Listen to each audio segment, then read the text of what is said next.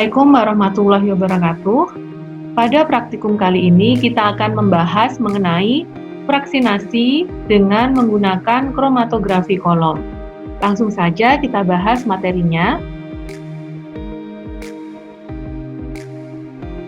Sebelumnya perlu kita ketahui terlebih dahulu definisi mengenai kromatografi. Nah, mungkin kalian masih ingat materi tentang kromatografi. Nah, jadi kromatografi adalah suatu metode pemisahan di mana komponen-komponen yang dipisahkan nantinya akan terdistribusi pada dua fase, yaitu fase diam dan fase gerak. Untuk fase diamnya bisa berupa padatan atau cairan dalam bentuk padatan atau suatu gel. Nah, bisa berupa kolom yang terpacking, misalnya pada saat kita melakukan kromatografi kolom. Bisa juga tersebar sebagai suatu lapisan tertentu pada suatu permukaan gelas atau plate aluminium, misalnya kalau kita melakukan KLT atau SPTLC. Ada juga yang terdistribusi dalam liquid film, misalnya saat kita melakukan GLC. Sedangkan untuk fase diamnya bisa berupa cairan, yaitu pelarut atau campuran pelarut, atau juga bisa berupa gas. Nah, di sini yang akan kita bahas adalah tentang kromatografi kolom yang akan dilaksanakan dalam praktikum. Kromatografi kolom adalah suatu teknik pemisahan di mana komponen-komponen campuran yang dipisahkan itu menggunakan kolom gelas terpacking dengan fase diamnya. Sedangkan fase geraknya nantinya akan mengalir secara kontinu sepanjang kolom. Ada beberapa prinsip kromatografi kolom. Yang pertama adalah column adsorption chromatography, kemudian partition chromatography, ion exchange chromatography, size exclusion chromatography atau gel permeation chromatography, dan juga affinity chromatography. Nah, untuk praktikum fitokimia ini yang akan kita laksanakan adalah kromatografi kolom menggunakan prinsip adsorpsi. Nah, pada metode ini pemisahan senyawa-senyawa terjadi berdasarkan adsorpsi senyawa-senyawa tersebut pada interface solid liquid. Untuk fase diam yang berupa padatan bisa digunakan silika gel. Nah, sedangkan fase geraknya berupa cairan. Nah, untuk kromatografi kolom, interaksi antara adsorben, di mana di sini adsorbennya adalah silika gel atau fase diamnya, dan komponen-komponen senyawa yang dipisahkan bersifat reversibel. Nah, senyawa-senyawa yang akan dipisahkan tadi, nah dia akan bergerak ke bawah sepanjang kolom karena pergerakannya dipengaruhi oleh gaya gravitasi. Nah, hingga nanti pergerakannya akan tersusun sesuai dengan urutan afinitasnya. Nah, jadi nanti pada saat dilakukan proses eluasi, maka akan terjadi seperti gradasi warna di kolom kita. Nah, itu yang secara visual menunjukkan bahwa senyawa-senyawanya sudah terpisah berdasarkan afinitasnya. Nah, di mana senyawa-senyawa yang pergerakannya cepat pada kolom, nah biasanya dia afinitasnya terhadap adsorben itu kurang kuat. Nah, makanya dia bisa bergerak dengan lebih cepat. Begitu pula sebaliknya. Nah, untuk pemisahan ini terjadi berdasarkan perbedaan afinitas pada fase diam. Nah, jadi kuat atau tidaknya afinitas senyawa tersebut terhadap fase diamnya itu akan menentukan seberapa cepat dia berjalan sepanjang kolom yang kita gunakan.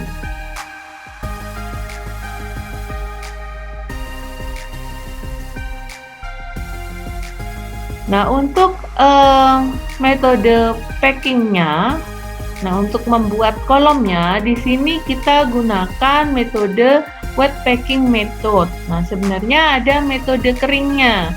Nah, tapi untuk pemisahan senyawa-senyawa dari bahan tanaman, kebanyakan yang dipakai adalah wet packing method.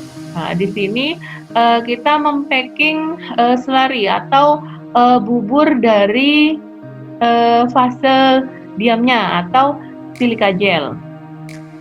Nah, di sini adsorben atau silika gel dibuat suspensi di dalam fase geraknya.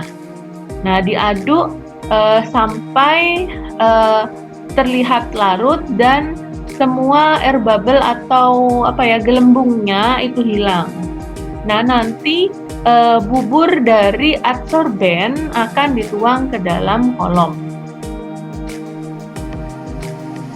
Nah, pertama kali kita menggunakan fase gerak yang harus diperhatikan adalah komposisinya. Nah, bagaimana cara menentukan komposisi fase geraknya? Nah, pertama kalian harus memilih komposisi fase gerak yang terbaik. Artinya di sini adalah dia bisa memisahkan senyawa-senyawa yang kita inginkan dengan baik. Biasanya yang dipilih adalah yang dia bisa memisahkan paling banyak senyawa dan pemisahannya baik. Nah, bagaimana caranya? Biasanya kita gunakan cara KLT terlebih dahulu. Jadi kita evaluasi sampel kita menggunakan berbagai macam komposisi fase gerak. Nah, nanti dibandingkan. Nah, apabila dihasilkan noda yang paling banyak dan pemisahannya paling baik, nah itu adalah fase gerak yang terpilih. Nah, kemudian setelah dituang ke dalam kolom untuk fase diamnya ya yang sudah dalam bentuk bubur, di sini kolom dibiarkan settle dulu atau didiamkan ya semalaman. Nah, kenapa didiamkan semalaman? Untuk mengetahui adanya keretakan kolom atau tidak. Nah, kalau misalnya besoknya dilihat ada bagian kolom yang retak, nah retaknya itu seperti apa? Jadi terlihat seperti ada lubang begitu ya, lubang di antara kolom yang kita buat. Nah, itu akan terlihat jelas sekali. Nah, bagaimana kalau ada retakan? Nah, maka kita harus ulang kembali membuat kolom dari awal. Nah, tapi jangan khawatir, untuk fase diamnya yang sudah masuk ke dalam kolom itu masih bisa kita gunakan kembali. Jadi tidak perlu dibuang. Satu hal lagi yang perlu diperhatikan, pada saat kita mau menuang bubur dari adsorben ke dalam kolom, maka pada bagian bawah kolomnya itu perlu diberikan glass wool atau kapas. Nah, bisa juga menggunakan disk filter paper atau kertas saring Whatman pada bagian bawahnya. Yang penting adalah ada penahan pada bagian bawah kolom. Nah, supaya fase diam itu tidak bisa turun ke bawah, jadi tidak ikut mengalir bersama dengan senyawa-senyawa yang kita pisahkan. Nah, ini contoh pembuatan kolom. Nah, jadi pada gambar yang sebelah kiri di sini, nah ini di bawah itu diberikan glass wool atau kapas untuk menahan supaya fase diamnya tidak turun ke bawah. Nah, kemudian yang di sebelah kanan ini kolom yang sudah jadi ya. Nah, ini yang warnanya lebih lebih putih. Ini adalah bubur fase diamnya yang sudah dimasukkan dalam kolom, kemudian yang di bagian atas ini adalah sisa fase geraknya. Nah, jadi jangan sampai mepet ya untuk fase geraknya. Jadi harus dilebihkan beberapa sentimeter karena akan didiamkan semalaman. Jadi tidak boleh fase geraknya itu sampai kering. Nah, bagaimana cara menambahkan sampel kita pada kolom? Kita bisa menggunakan dua cara basah atau cara kering.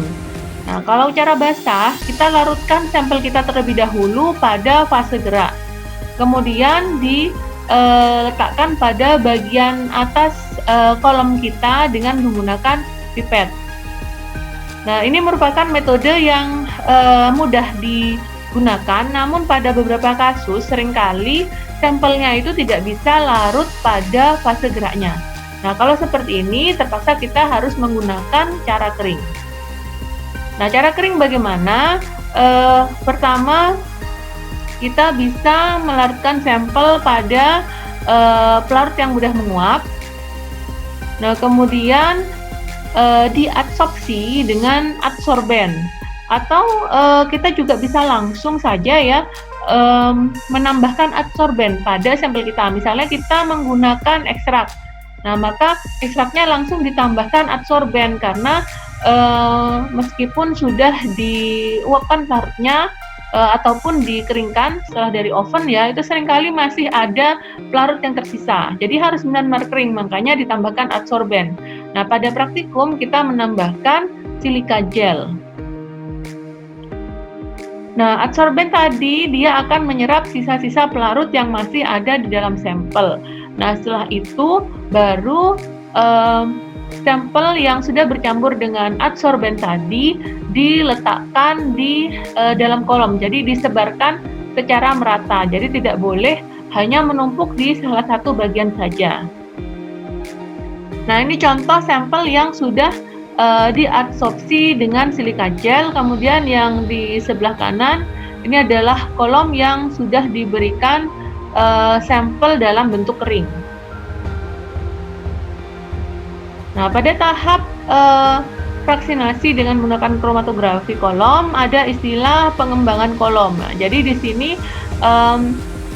adalah proses di mana komponen-komponen di dalam sampel kita itu akan berpindah sesuai dengan kemampuan afinitasnya. Nah, setelah itu dilakukan eluasi yang umum dilaksanakan pada kromatografi kolom. Nah, di mana pada eluasi ini sejumlah sampel yang dipisahkan itu diletakkan di bagian atas, kemudian fase geraknya ditambahkan terus-menerus pada melalui bagian atas kolom. Nah, jadi setelah didiamkan kolom kita ya sudah di awal pada saat membuat kolom gitu tidak ada retakannya. Nah, kita bisa meletakkan sampel. Nah, setelah didiamkan beberapa lama supaya terjadi proses pengembangan. Nah, baru kemudian dilakukan eluasi dengan menambahkan fase gerak terus-menerus. Nah, sambil kita meneteskan hasil pemisahan dari proses vaksinasi.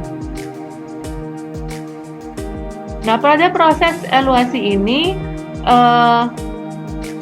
sampel kita nanti akan terpisah menjadi beberapa bagian. Nah, jadi tergantung pada afinitasnya terhadap adsorben atau silika gel atau fase diam yang digunakan. Nah, itu yang membuat nanti kolom kita akan terbentuk seperti gradasi warna. Nah, itu yang menunjukkan adanya pemisahan berdasarkan afinitasnya terhadap fase diam. Nah, kemudian juga karena dialirkan fase gerak terus-menerus, maka nanti akan dilakukan pengaliran fraksi di bagian bawah. Nah, jadi di kolom itu di bagian bawahnya ada kerannya. Nah, jadi bisa dialirkan fraksi yang dihasilkan atau disebut eluate.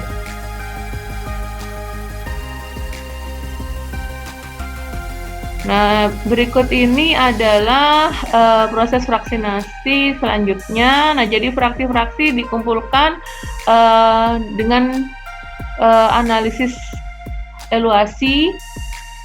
Nah, setelah itu fraksi-fraksi tadi dianalisis dengan KLT. Nah, jadi kalau di praktikum pada proses awalnya itu sekitar 50 mili fase geraknya dikeluarkan. Nah, ini dianggap belum mengandung senyawa-senyawa yang dipisahkan. Nah, setelah itu baru diteteskan 1 tetes per detik. Nah, itu dialirkan pada Erlenmeyer atau vial. Nah, jadi untuk jumlah vialnya, volumenya yang dikumpulkan berapa itu tergantung pada peneliti. Nah, kalau di praktikum kita gunakan sekitar 5-10 vial untuk proses pemisahannya. Nah, fraksinya nanti akan dianalisis dengan KLT. Nah, kemudian lempeng KLT-nya dilihat noda-nodanya. Nah, jadi untuk fraksi-fraksi yang RF-nya sama, jadi untuk botol vial yang menghasilkan noda-noda yang sama, maka itu bisa dianggap sebagai fraksi yang sama. Jadi botolnya bisa disatukan. Jadi dianggap kedua fraksi tersebut mengandung senyawa-senyawa yang sama. Nah, tapi kalau nodanya itu berbeda, maka akan dianggap sebagai fraksi yang berbeda karena kandungan senyawanya berbeda. Nah, bila kita ingin menganalisis lebih lanjut, maka setelah diambil fraksinya, maka bisa dilakukan analisis spektra, misalnya menggunakan NMR, MS, atau XRD, dan sebagainya untuk mengidentifikasi kira-kira senyawa apa yang ada di dalam fraksi kita. Nah, ini contohnya. Nah, jadi setelah dilakukan pengembangan terlebih dahulu, didiamkan ya beberapa saat, beberapa jam. Nah, baru kemudian dilakukan eluasi, jadi dialirkan ke bawah untuk mendapatkan fraksi. Nah, kalau di sini penampungnya menggunakan Erlenmeyer. Nah, untuk proses eluasi ini yang perlu diperhatikan adalah kita harus mengalirkan fase diam terus-menerus melalui bagian atas kolom karena tidak boleh kering kolomnya.